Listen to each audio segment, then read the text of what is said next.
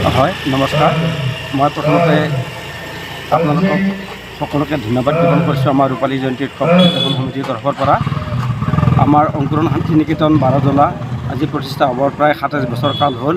যদিও আমি 2 বছৰ আগতে ৰূপালী জয়ন্তী উৎসৱটো উদযাপন কৰিব লাগিছিলে, ক'ভিড মহামাৰী বা বিভিন্ন সমস্যাৰ পৰিপ্ৰেক্ষিতত আমি 2 বছৰ পিছুৱাই গৈ এইবাৰ আমি ৰূপালী জয়ন্তী উৎসৱ উদযাপন কৰিছোঁ।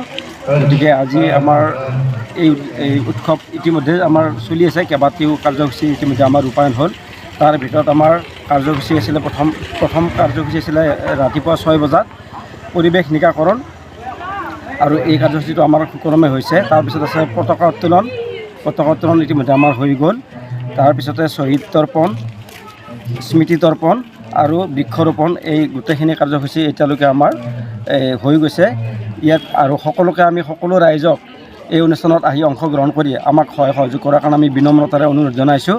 আশা কৰোঁ সকলোৱে যেন এই অনুষ্ঠানটি নিজৰ অনুষ্ঠান বুলি ভাবি ইয়াত অংশগ্ৰহণ কৰে, আৰু সকলোকে ধন্যবাদ জ্ঞাপন কৰিছোঁ।